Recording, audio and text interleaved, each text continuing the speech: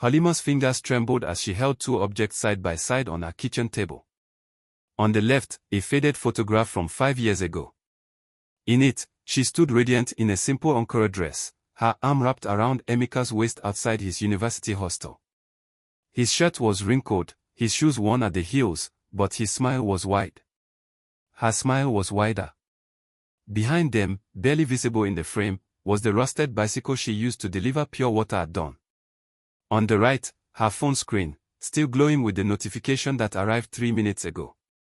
A wedding invitation. Digital. Elegant. Gold-trimmed borders framing two names in flowing script, Emeka Okafor and Kemi Adelik. The woman in the photograph looked nothing like the woman staring at the screen now. That Halima had soft hands and bright eyes. This Halima had calluses that caught on fabric and shadows that lived permanently beneath her lashes. She zoomed in on the engagement photo. Emeka wore a designer agbada she'd never seen. Kemi's smile was porcelain perfect, her skin glowing with the kind of radiance that came from sleep and skincare routines, not from 4 a.m. shifts under the Lagos sun. Halima set the phone down. Picked up the photograph. The edges were worn soft from the number of times she'd held it during those long nights when his calls grew shorter, his excuses longer. She had built the man in that wedding photo. Brick by brick. Sacrifice by sacrifice. And somewhere between the beginning and now, he had decided the builder wasn't good enough to live in the house. 5 years earlier. The land papers felt heavy in Halima's hands, heavier than they should have been for mere documents. They represented something weightier than property, her father's legacy, carefully maintained through 2 generations, now reduced to a legal transaction that would take 15 minutes to complete. Across the table, the buyer counted out the money with the casual efficiency of someone who purchased land the way others bought vegetables. He didn't know, couldn't know, that these acres had once grown the yams that fed Halima through secondary school. That her father had walked this boundary every evening, making plans for a future where his daughter would build her own home there. But her father was 3 years in the ground now, and Emeka needed university fees. "You don't have to do this," Emeka had said that morning, though his eyes told a different story. They were bright with desperation disguised as hope. "I can apply for another loan. I can wait a year." They both knew he couldn't wait. The admission letter had come with a deadline. Life came with deadlines. "My father left me this land so I could build a future," Halima had replied, reaching for his hand. What better future than investing in the man I marry? He'd kissed her then. Promised her a mansion. Promised her a life without suffering. Whispered about the career he'd built, the life they'd build, once he graduated with his economics degree. Halima signed the papers. She became more than a girlfriend that afternoon. She became his benefactor. His foundation. The invisible pillars holding up every dream he dared to dream. The buyer slid the money across the table, crisp naira notes that smelled like new opportunity and old endings simultaneously. Halima divided it mentally before her fingers even touched it: Emeka's first-year fees, his accommodation deposit, his textbooks, his feeding allowance for the first semester. Nothing left for herself. But that was the point of sacrifice, wasn't it? You gave until it hurt, and then you gave more, because love wasn't supposed to be comfortable. Love was supposed to be proof. That night, Emeka held her close in the small room she rented in Mushin and made plans aloud. He painted pictures with his words: the corporate job he'd secure after graduation, the car he'd buy them, the way he'd parade her at his office parties, the envy in his colleagues' eyes when they saw the woman who'd believed in him when he was nothing. "You're my backbone," he whispered into her hair. "My queen. The only person who ever saw me when I was invisible." Halima smiled in the darkness, exhaustion and hope tangled together in her chest. She didn't know that 5 years later, he would want her to stay invisible. She didn't know that the same hands that would lift him up would be the ones he'd be ashamed to hold in public. She didn't know that the body she was destroying, one early morning, one skipped meal, one double shift at a time, would eventually become the evidence he'd use against her. Proof that she didn't belong in the world her own money had helped him enter. But on that night, wrapped in promises and plans, Halima knew only one truth: she would do whatever it took to see him succeed, even if it meant she'd have to sell herself piece by piece to afford it. The pure water hustle would start in 3 days. The sun rose at 5 a.m., but Halima would wake at 4, filling containers while Emeka slept peacefully in the hostel bed she was paying for. And for 5 long years, she would keep waking up before the sun, building a ladder out of her own bones for a man who would eventually climb it and then kick it away. The bank teller counted the money 3 times before sliding the receipt across the counter. Emeka's school fees. Paid in full. Halima folded the receipt carefully and tucked it into her purse alongside the remaining cash, barely enough for her own rent and feeding for the month. Outside the bank, the afternoon sun beat down on Ajegunle's dusty streets. She should have felt lighter, having crossed this massive hurdle. Instead, her chest felt hollow. Her phone buzzed. Emeka. Baby, did it go through? Yes. You're officially a university student. His laugh was pure joy, untainted by the weight she carried. I can't believe it. I'm going to make you so proud, Halima. I swear on everything. I know you will. My lecture starts Monday. I need to sort out my accommodation this weekend. Can you? I'll send money tomorrow, she said, already calculating which meal she could skip this week. After they hung up, Halima stood on the corner of the busy street, watching hawkers navigate traffic, watching mothers bargain over tomatoes, watching life continue as if she hadn't just altered the entire trajectory of hers. Her father's land, gone. Her inheritance, converted into someone else's future. But that was love, wasn't it? Investment. Faith. The willingness to bet everything on a single promise. She pulled out the photograph she kept in her purse, her father, standing on that same land years ago, his hand shielding his eyes from the sun. He'd wanted her to build a home there. Start a business. Create something permanent. Instead, she'd chosen something she believed was more permanent, a partner. A future built on shared dreams rather than inherited soil. Halima whispered an apology to the photograph and started the long walk home. Tomorrow, before dawn, her new life would begin. The life where she was builder, foundation, and scaffold all at once. The life where love was measured not in words, but in weight carried. 4:15 a.m. The alarm didn't ring anymore because Halima's body had learned to wake itself. Darkness still pressed against her window, thick and unforgiving. She moved through her routine in the dim light of a single bulb, 40 sachets of pure water loaded into the basin, balanced on her head, feet already aching before the first step. The streets of Ajegunle were just beginning to stir, other hustlers, other dreamers, other women carrying loads too heavy for their frames. By 6 a.m., she'd sold 20 sachets. By 8, she was washing dishes at Mama Chidi's bukka, her hands raw from the harsh soap and scalding water. By noon, she was back on the streets, the sun now a physical punishment. Emeka called during her 15-minute break. I just finished my economics lecture. The professor mentioned this internship opportunity. Halima pressed the phone closer, ignoring the tremor in her legs. That's wonderful. It doesn't pay, but the experience alone. Baby, can you manage an extra 5,000 this month? For transport and lunch during the internship. The words came automatically now. I'll send it Friday. She didn't tell him she'd been skipping dinner 4 nights a week. Didn't mention the persistent cough that had started last month or the way her vision sometimes blurred when she stood up too quickly. These were small prices. Temporary discomforts. His success would erase it all. 3 years into this rhythm, Halima looked in the mirror one morning and didn't recognize the woman staring back. Her collarbones jutted out sharply. Her hands, once smooth, were now maps of calluses and old burns.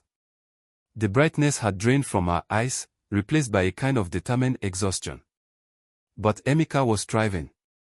His photos on social media showed him at campus events, his shirts crisp, his smile confident. In every photo, he shined like new currency, polished, valuable, ascending. And wasn't that the point? She was the mint. He was the product. Her job was to ensure he emerged perfect, even if the machinery ground itself to dust in the process. Sometimes, late at night, Halima wondered if he noticed. If he saw what she was becoming. But then he'd call, voice warm with affection, telling her about his latest achievement, his newest opportunity, and she'd remember, visibility was never the goal. Results were. And he was succeeding. Which meant she was succeeding. Even if she was disappearing in the process. The graduation gown made Emeka look like someone Halima had invented in a dream. Distinguished. Polished. The kind of man who belonged in boardrooms and award ceremonies. She stood at the edge of the university courtyard in her best ankara, the same one from 5 years ago, now faded from too many washes.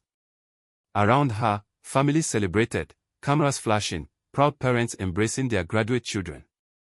Halima clutched a small bouquet of flowers she'd bargained down to nothing at the market. When Emeka finally spotted her through the crowd, something flickered across his face. Not quite shame. Not quite disappointment. Something in between that made Halima's stomach tighten. Halima. He hugged her quickly, his body stiff. You came. Of course I came. I wouldn't miss this. His eyes swept over her, taking in the worn fabric, the borrowed shoes, the exhaustion that clung to her like a second skin. When she reached for his hand, he let her hold it for exactly 3 seconds before pulling away to adjust his gown. Let me introduce you to some people, he said, but his voice carried a new hesitation. The professors were kind. His classmates polite. But Halima felt it, the way Emeka positioned himself slightly apart from her. The way he introduced her as my friend Halima instead of my girlfriend. The way his hand, when it accidentally brushed hers, flinched back as if touching something unclean. Later, during the reception, a classmate's mother asked Halima about her own education, her work. When Halima mentioned selling pure water, the woman's smile became the kind reserved for people you pity but don't quite respect. Emeka was across the room, laughing with a group of well-dressed graduates. His hands moved animatedly as he spoke, those same hands Halima had fondled, fed, lifted. But now they looked foreign to her, manicured, soft, belonging to a man who'd never known the weight of a water basin or the sting of hot dishwater. On the ride back to Lagos, Emeka was quiet. Halima tried to fill the silence with congratulations, with pride, with plans for celebrating his success. But he just stared out the window, his jaw tight. What's wrong? She finally asked. Nothing. Emeka. I said nothing. Then, softer, I'm just tired. But Halima knew exhaustion. She lived inside it. This wasn't that. This was something else. Something that felt like distance measured not in miles, but in words. That night, alone in her room, Halima looked at her hands, rough, scarred, the hands of someone who'd built empires out of nothing. She wondered when they'd become something to hide. When sacrifice had transformed from virtue into shame. She wondered, but she didn't ask. Because asking meant confronting an answer she wasn't ready to hear. Halima met Kemi at the market on a Thursday afternoon, both of them reaching for the same pile of tomatoes. They'd laughed about it, struck up a conversation, and within weeks had fallen into the easy rhythm of friendship. Kemi worked at a beauty salon in Suraleh. She had smooth hands, a quick smile, and the kind of confidence that came from never having to choose between eating and surviving. But she was kind. She listened when Halima talked about Emeka, offered advice, held her hand through the difficult moments when his calls grew shorter and his requests grew longer. You should be proud, Kemi said one evening over cheap wine in Halima's room. Not every woman would sacrifice like this. Sometimes I wonder if he sees it, Halima admitted, the alcohol-loosening words she usually kept locked away. At his graduation, he seemed different. Men get uncomfortable when they owe too much, Kemi said, refilling Halima's cup. They need to feel like providers, not recipients. Maybe you just need to give him space to become the man who can take care of you now. It made sense. Halima wanted to believe it made sense. 2 weeks later, Emeka called with news he'd applied for positions at 3 banks in Enugu. All 3 wanted interviews. That's amazing. Halima said, though Enugu felt impossibly far away. The problem is I don't know anyone in the corporate world there. I need connections.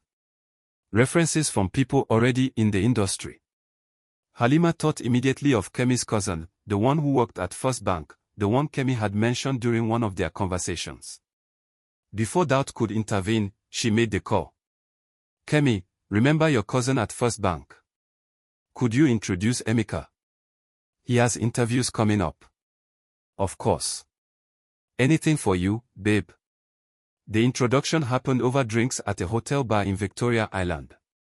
Halima had scraped together money for a new blouse, wanting to look presentable. But when she arrived, she felt immediately out of place among the polished professionals and dimmed lighting. Kemi wore a fitted dress that probably cost more than Halima's monthly rent. She hugged Halima warmly before turning to Emeka with a smile that lingered just a bit too long. So you're the famous Emeka. Halima talks about you constantly. Halima watched them shake hands, watched Emeka's posture straighten, watched him become a slightly better version of himself in Kemi's presence. Her friend was sophisticated in a way Halima had never learned to be, the right laugh at the right moment, the subtle touches that seemed casual but weren't, the way she made everyone around her feel important. Throughout the evening, Halima noticed how often Emeka's eyes drifted to Kemi. How he laughed louder at her jokes. How his shame seemed to evaporate in her presence, replaced by something that looked almost like pride. Your girlfriend is amazing, Kemi told Emeka as the evening wound down. Taking care of you like this. You're a lucky man. Emeka's smile didn't quite reach his eyes. Yeah. Very lucky. On the ride home, Halima felt something shift, a tremor so slight she almost convinced herself she'd imagined it. But it was there, underneath everything, the first crack in a foundation she'd spent 5 years building. She'd invited the wolf into her home. And the wolf was beautiful, polished, and everything Halima's exhaustion had prevented her from becoming. The job offer came through in July. Branch manager position at Sterling Bank, Enugu. Emeka called Halima with the news, his voice electric with triumph. We did it, baby. We actually did it. Halima's chest swelled with something between pride and terror. When do you start? 2 weeks. I need to find an apartment, buy some proper work clothes. I'll send what I can. There was a pause. You've already done enough, Halima.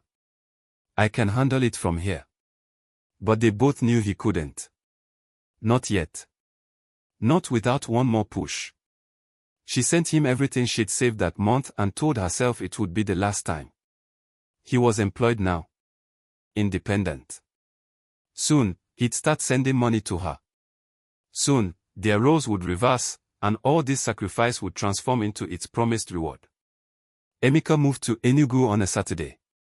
His goodbye was rushed, a quick hug at the motor park, his eyes already focused on the journey ahead rather than what he was leaving behind. I'll call you when I get there, he promised. He did call. That night, his voice was bright with excitement about the apartment Kemi's cousin had helped him find, the neighborhood, the proximity to his new office.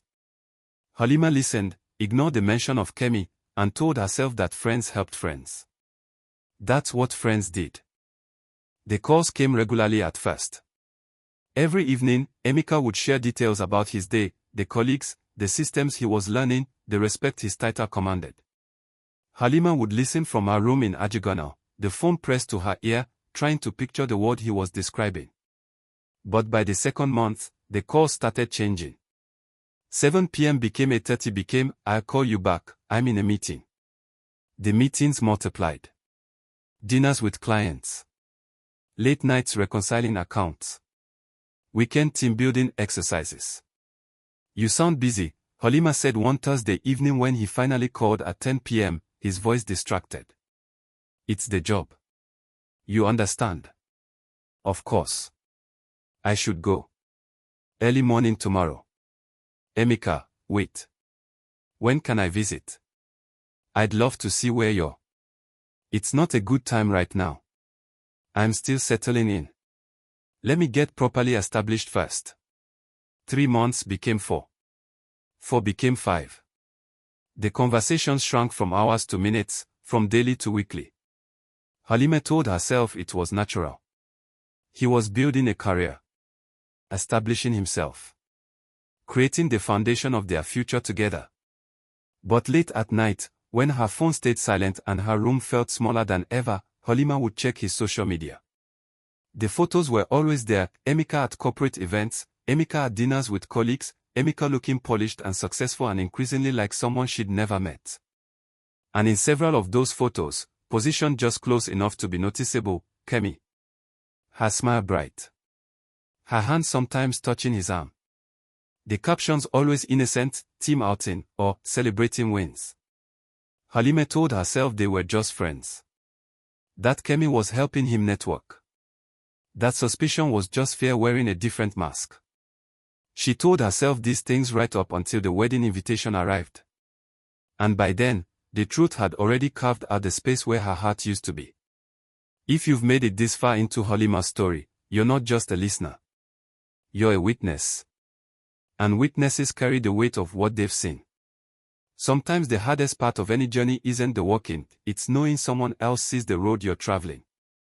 If this story is touching something real in you, I hope you'll stay. I hope you'll see where this goes. Because the truth is, we're not done yet. Not even close. The church was more beautiful than anything Halima had ever seen. Crystal chandeliers. White roses cascading from every surface. A string quartet playing something soft and elegant in the corner.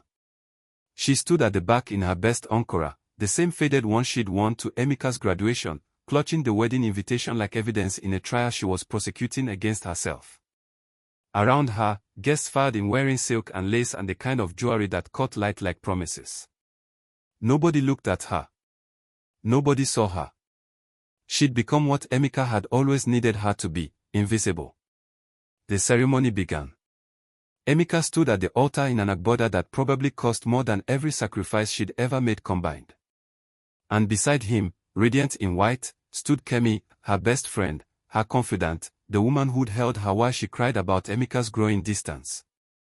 Halima's legs moved before her mind could stop them. Down the aisle. Past the shocked guests. Past the bridesmaids frozen in matching peach dresses. Emeka. Her voice shattered the cathedral's perfect acoustics. The music stopped. 200 heads turned. Emeka's face drained of color. Halima, what are you? 5 years. Her voice cracked. 5 years I gave you everything. My father's land. My health. My youth. You promised me a future. You promised. Security, Emeka said sharply, his eyes darting to the guest, to Kemi, to everyone except Halima.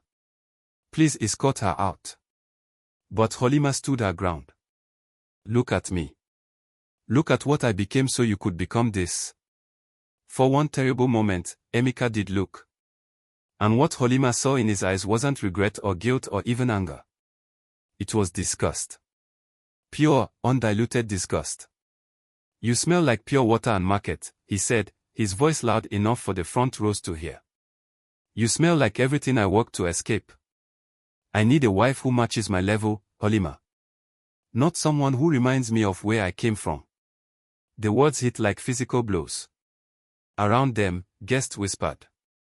Some looked away. Others pulled out their phones. Kemi stepped forward, her expression painted with forced concern. Halima, babe, you need to let go. Emeka and I, we've been together for over a year now. I didn't want you to find out like this, but you have to accept reality. A year. Halima's voice barely worked. Why you were holding me? Why you were listening to me cry about him? I was comforting you through a breakup you refused to acknowledge, Kemi said smoothly. Sometimes the kindest thing is to help someone move on, even when they won't help themselves. The security guards were gentler than they needed to be as they escorted Halima out. Through the massive doors. Down the church steps. Into the blinding afternoon sun where she finally collapsed on the curb, her body shaking with the kind of sobs that felt like they might crack her spine. 5 years. Gone. Not even worth a conversation. Not even worth the dignity of a private rejection. Behind her, the music started again. The ceremony continued.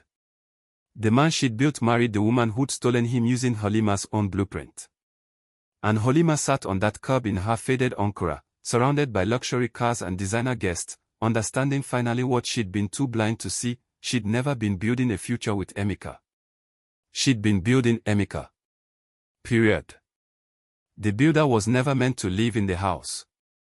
Halima's mother didn't ask questions when she showed up at her doorstep in a corridor 3 days later. She just opened her arms, and Halima collapsed into them like a child, like someone who'd forgotten what safety felt like. The room she'd grown up in hadn't changed.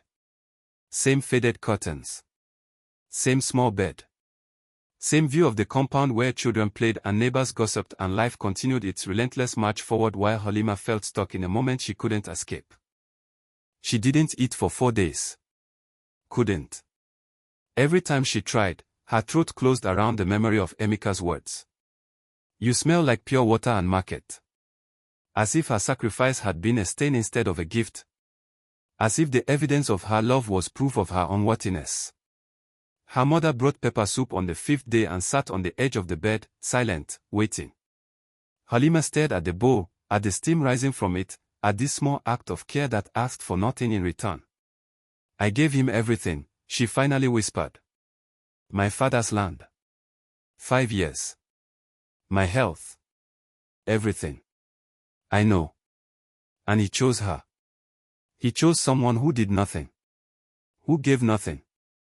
Her mother's hand found hers, rough palm against rough palm, the hands of women who knew what work meant. Sometimes the people we build don't want to remember the foundation. It reminds them they weren't always tall. The words should have comforted her. Instead, they carved deeper. Because Halima had known. Somewhere, beneath all the hope and promises, she'd known. At his graduation, when he flinched from her touch. During those phone calls that grew shorter and colder. In every social media photo where he looked like someone she'd invented rather than raised. She'd known, and she'd kept building anyway. "I'm 27, Halima said, her voice hollow. "I have nothing. No savings. No land. No degree. Nothing to show for 5 years except hands that look 40 years old and a body that forgot how to sleep without nightmares." "You have you," her mother said. "That's not nothing." But it felt like nothing. It felt like less than nothing. It felt like she'd excavated herself completely, handed over every piece, and been told the empty space that remained wasn't worth the time it would take to fill. Weeks passed. Halima moved through them like someone underwater, slow, heavy, disconnected. She'd wake up and forget, for just a moment, that her life had ended. Then reality would crash back, and she'd have to learn all over again how to breathe through the weight of it. The neighbors whispered. She heard them through the thin walls, speculating about what had happened, why she'd come back, whether she'd ever amount to anything. Their pity was somehow worse than their judgment. 1 month became 2. Halima's mother never pushed, never demanded she move on or get over it. She just kept bringing food, kept maintaining the space, kept existing as proof that love didn't always demand excavation. On the 60th day, Halima woke up and felt something other than grief. It wasn't hope. It wasn't healing. It was something sharper, hotter, more dangerous. It was rage. Not the screaming kind. The productive kind. The kind that had been building beneath the sorrow, waiting for the weight to lift enough to burn. She looked at her hands, scarred, calloused, proof of every sacrifice, and felt the story shift. These weren't the hands of someone who'd been defeated. These were the hands of someone who'd built empires out of nothing. She'd built Emeka from dust. Imagine what she could build when she decided to build herself. The provision store was barely 6 square meters. Rusted shelves. Cracked floor tiles. A location on a side street in a corridor where foot traffic was consistent but not overwhelming. It wasn't much. But it was hers. Halima stood in the doorway on opening day, her hands shaking slightly as she unlocked the door. She'd used the last of her savings, money she'd been hoarding for emergencies, money she'd convinced herself didn't exist during those years of funding Emeka. Turned out survival was the ultimate emergency. Ayabola, the local merchant who'd agreed to partner with her, arrived at noon with the first delivery. She was 60 years old with a business mind sharper than any degree and a laugh that made Halima remember what joy sounded like. You ready? Ayabola asked, helping unload bags of rice. Halima thought about the question. Ready for what? To start over at 27. To build something with hands that had already built and lost. To trust that effort might actually yield reward instead of betrayal. I don't know, she admitted. But I'm here. That's the same thing. The first month was brutal. Halima worked 16-hour days, learning inventory management, negotiating with suppliers, memorizing her customers' habits and preferences. The anger that had woken her up in her mother's house became fuel. Every naira earned was proof. Every returning customer was evidence. Every small victory was a word in a sentence she was writing to herself, you are not what he said you were. 3 months in, she doubled her inventory. 6 months in, she'd hired her first employee, a girl named Ada whose story had echoes of Halima's own. 9 months in, she'd opened a second location. Ayabola watched it all with the satisfaction of someone who'd recognized potential before it recognized itself. You have the thing that can't be taught, she told Halima one evening as they counted the day's earnings. What's that? You know how to survive a death and come back meaner. Halima laughed, but the word stuck. Death. That's what it had been, the death of the version of herself who believed sacrifice was the same as love. Who believed making someone else shine was the same as shining. Who believed visibility was less important than being useful. That Halima was gone. Buried somewhere between the church steps and her mother's spare room. This Halima was different. She spoke in boardrooms now. Negotiated with suppliers who'd initially dismissed her. Built networks with other businesswomen who understood that power wasn't given, it was taken, built, defended. By the end of the first year, Halima's provision business had expanded to 5 locations across Ikorodu and Ajegano. She'd moved her mother into a better apartment. She'd hired 12 employees, most of them women rebuilding from their own ruins. At night, alone in the small but comfortable apartment she now rented, Halima would sometimes think about Emeka. Wonder if he ever thought about her. Wonder if he ever connected his success to the foundation she'd laid. But mostly, she didn't wonder. Mostly, she built. Because building was what she was good at. And this time, she was building something that couldn't betray her. Herself. 2 years after the wedding, Halima's phone rang with a number she didn't recognize. Halima. The voice was familiar but uncertain. It's Emeka. She was in her office, the real one, with glass walls and leather furniture and a view of Victoria Island she'd earned through strategy and relentless work. Her company had grown beyond provisions into distribution, then into retail partnerships with major brands. She was negotiating with ShopRite. She employed 63 people. How did you get this number? Her voice was calm. Neutral. The voice of someone for whom this call was an interruption, not an event. I heard about your company. About what you've built. Halima, I need to see you. Can we meet? Why? Silence. Then, things didn't go as planned. With Kemi. With the job. I made mistakes. Halima could have said many things. Could have reminded him about markets and pure water. Could have asked if she still smelled like everything he'd worked to escape. Instead, she said, I'm busy this week. Maybe next month. She hung up before he could respond. The irony arrived 3 days later through gossip channels, the kind of news that traveled through Lagos like electricity. Emeka had lost his job at Sterling Bank. Something about fund mismanagement and an internal investigation. No charges fired, but his reputation was destroyed.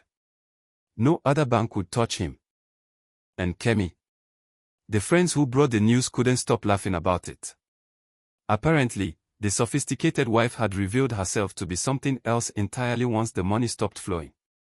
She'd taken the car, half the furniture, and was already dating a politician in Abuja. Halima listened to the gossip and felt nothing. No satisfaction. No vindication. Just a distant recognition that Emeka's story had continued without her, and it had gone exactly where stories like his always went. Her secretary knocked. "Ma, your 2 o'clock is here." The investor from South Africa. Halima checked her makeup in the compact mirror on her desk, straightened her blazer, tailored, expensive, the kind of garment that announced success before you opened your mouth, and stood. She was building something now that had nothing to do with Emeka or Kemi or revenge or proving anyone wrong. She was building because building was what she did. Because empire was its own reward. Because she'd learned the most important lesson, the only foundation worth trusting was the one you stood on yourself. In the mirror, she caught a glimpse of her hands. Still scarred. Still calloused. But now they held contract and pens and power. The same hands. Different story. Better ending. If you're still here, still listening, I want you to know something.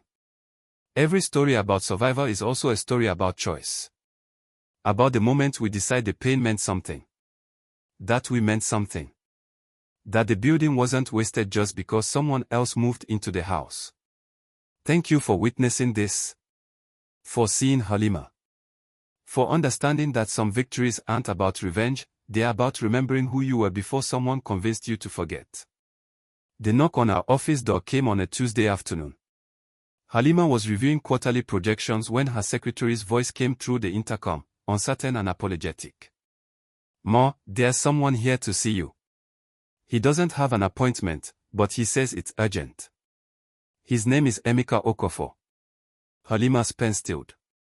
2 years of silence, and now this. She could have turned him away. Should have, probably. But curiosity was its own form of power. Send him in. The man who entered was not the man from the wedding photos. This Emeka was thinner, his designer agbada replaced by a wrinkled shirt that had seen better days. His shoes were scuffed. His eyes carried the kind of exhaustion Halima used to see in her own mirror. "Halima." He stood in the doorway like someone unsure of their welcome. "You look incredible." She didn't stand. Didn't smile. Just gestured to the chair across from her desk. "You have 5 minutes." He sat, his hands fidgeting in his lap. "I heard about your company. Everyone's talking about you. What you've built. It's remarkable." 4 minutes. Right. He swallowed hard. "I came to apologize. What I said at the wedding, the way I treated you, it was unforgivable. You gave me everything, and I threw it away for nothing that lasted." Halima leaned back in her chair, studying him. Searching for the rage she'd expected to feel. Finding only a distant kind of pity. "Is that why you're here? To apologize?" "I wanted to see if..." He cleared his throat. "If maybe we could start over. I've changed, Halima. I understand now what I had. What I lost." "What you lost," she repeated slowly. "Tell me, Emeka, what exactly did you lose?" "You. Us. The future we could have had." Halima stood, walked to the window overlooking Victoria Island. The city sprawled beneath her, busy, indifferent, full of people building and breaking and rebuilding. She'd become one of them. One of the builders who survived the breaking. "You didn't lose me," she said quietly. "You threw me away." There's a difference. One suggests carelessness. The other suggests intention. I was stupid. Blinded by status and... You were exactly who you wanted to be. She turned to face him. You achieved everything you set out to achieve. The job. The sophisticated wife. The escape from everything that reminded you of where you came from. You didn't make mistakes, Emeka. You made choices. He stood, desperation creeping into his voice. I know I don't deserve a second chance, but I'm asking anyway. I'm begging. You're successful now. I could help you. I have experience in banking, in finance. We could be partners. Build something together. The audacity of it would have been funny if it wasn't so pathetic. Halima walked back to her desk, pressed the intercom. Security, please come to my office. Halima, please. You know what you said to me at your wedding. She kept her voice level, professional. You said I smelled like pure water and market. That I didn't match your level. That I reminded you of everything you worked to escape. I was wrong. I was cruel and wrong and... No. She cut him off. You were honest. Maybe for the first time in our entire relationship, you told me the truth. And I'm grateful for that. Because it taught me something important. The security guard appeared at the door. Halima nodded to him but held up a hand, not yet. It taught me that I was building the wrong thing, she continued. I was building you when I should have been building me. I was investing in someone else's empire when I should have been constructing my own. You didn't destroy me, Emeka. You freed me. You showed me exactly what happens when you make yourself small so someone else can be big. So that's it. You're just going to dismiss me. After everything I did, she corrected. Let's be precise about the history. After everything I sacrificed. After every piece of myself I sold to fund your dreams. After 5 years of making myself invisible so you could shine. She picked up a photograph from her desk, her cutting the ribbon at her 5th store opening, surrounded by her employees, her face radiant with the kind of joy that came from building something real. Something that couldn't leave her at an altar. You want to know the truth, Emeka? You were right. I did smell like the market. I smelled like hustle and survival and the kind of work that breaks your body to build your future. And you know what? I still do. The difference is now I understand that's not a weakness. It's a superpower. She set the photograph down, met his eyes with the full force of her certainty. You look broke. Your shoes are worn out. Your shirt is wrinkled. You smell like desperation and regret. And I need a man who fits my status. I need someone who matches my level. The words landed exactly as she'd intended, his own ammunition returned with interest. His face crumpled. You don't mean that. I mean every word. Just like you did. She nodded to the security guard. Please escort Mr. Okofor out. And add his name to the building's restricted list. Emeka stood frozen for a moment, the reality of his dismissal finally sinking in. Halima. Goodbye, Emeka. I hope you find what you're looking for. I hope you build something real someday. But I also hope you remember, the people you use as ladders might one day be the people standing on floors you can't reach. The security guard touched Emeka's elbow gently. He allowed himself to be led to the door, but paused at the threshold, turning back one last time. I loved you, he said, his voice breaking. I did love you. Halima smiled, not cruel, not kind, just honest. No, you loved what I could do for you. There's a difference. And I finally learned it. The door closed. The office fell silent. Halima sat back down at her desk, picked up her pen, and returned to her quarterly projections. The numbers swam for a moment before coming back into focus. Her hands, scarred, calloused, powerful, didn't shake. Outside her window, Lagos continued its relentless rhythm. Somewhere in that city, other women were waking up at 4 a.m. Other women were selling their inheritances for promises. Other women were building men who would eventually tell them they smelled like the very work that saved them. Halima couldn't save them all. Couldn't warn them all. But she could build. She could create spaces where women learned to invest in themselves first. She could hire them, train them, show them what foundations looked like when you build them under your own feet instead of someone else's. She could be the proof that surviving a death didn't mean the story was over. Sometimes, it just meant the right story was finally beginning. Halima returned to her work, her empire, her carefully constructed life. And if her throat felt tight for just a moment, if her eyes burned with something that wasn't quite tears, she allowed it. Felt it. Then fired it away with all the other things she'd survived. Because surviving wasn't about forgetting. It was about remembering everything and deciding to build anyway. She was gold. She'd always been gold. It just took losing everything to realize she didn't need anyone else to believe it. She just needed to know it herself.